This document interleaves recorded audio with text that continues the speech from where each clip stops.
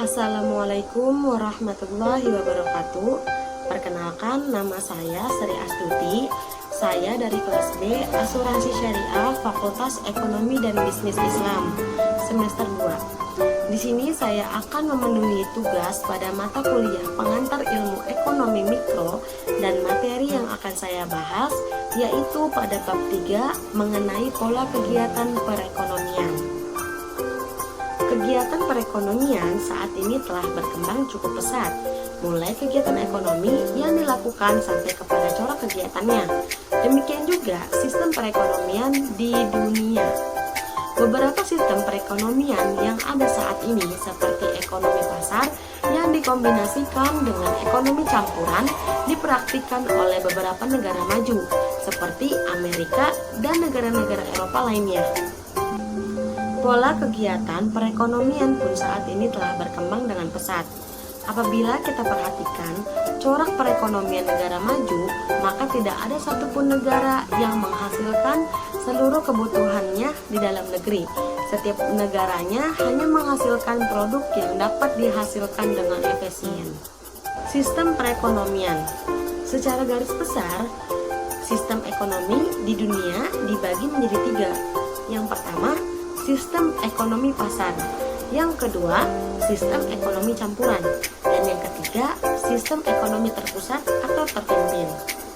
Sistem ekonomi pasar adalah perekonomian yang kegiatan dalam perekonomian sepenuhnya dikendalikan oleh interaksi pasar, yaitu antara penjual dan pembeli.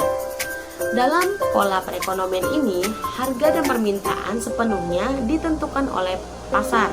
Sementara itu, pola ekonomi campuran adalah pola kegiatan ekonomi pasar yang dicampur dengan pola ekonomi perencanaan terpusat.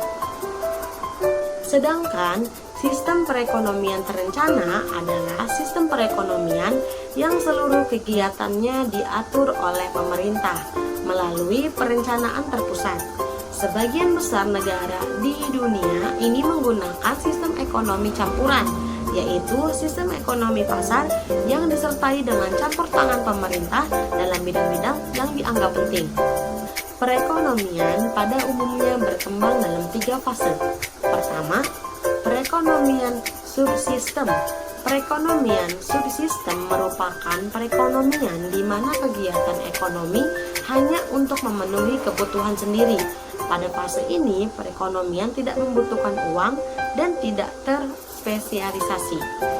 Fase berikutnya adalah perekonomian uang. Dalam fase ini, sistem perekonomian telah menggunakan uang sebagai alat tukar. Dengan adanya uang, maka spesialisasi dalam memproduksi barang dan jasa akan terwujud. Pola kegiatan perekonomian uang dan spesialisasi. Suatu perekonomian yang menggunakan uang dalam kegiatan perekonomian sebagai perantara disebut perekonomian uang. Dalam perekonomian uang memiliki ciri-ciri seluruh masyarakat menggunakan uang sebagai perantara dalam kegiatan perekonomian. Dalam perekonomian subsistem, uang tidak terlalu penting dalam setiap transaksi. Tetapi semakin maju suatu perekonomian, maka uang semakin memegang peran penting dalam setiap transaksinya. Kebaikan spesialisasi. Adanya spesialisasi merupakan salah satu ciri perekonomian modern. Spesialisasi akan semakin tinggi jika perekonomian semakin modern. Spesialisasi diperlukan dalam perekonomian karena beberapa hal sebagai berikut. Pertama, mempertinggi efisiensi penggunaan faktor produksi. Yang kedua, mempertinggi efisiensi produksi. Yang ketiga, mendorong perkembangan teknologi. Pelaku kegiatan ekonomi. Secara umum, ada 3 pelaku kegiatan ekonomi dalam suatu perekonomian. Yang pertama, sektor rumah tangga merupakan pemilik faktor produksi yang tersedia dalam perekonomian. Sektor rumah tangga menyediakan tenaga kerja, tanah, dan berbagai faktor produksi lainnya yang dibutuhkan oleh sektor perusahaan. Yang kedua, sektor perusahaan Perusahaan adalah sebuah organisasi atau badan hukum yang digunakan oleh seseorang atau kelompok untuk menghasilkan barang dan jasa. Yang ketiga, pemerintah. Ini adalah badan usaha pemerintah yang bertugas mengatur kegiatan ekonomi, yang termasuk di dalamnya adalah departemen yang ada di dalam pemerintah, bank sentral, badan penanaman modal, dan badan lainnya. Lalu ada sirkulasi aliran pendapatan.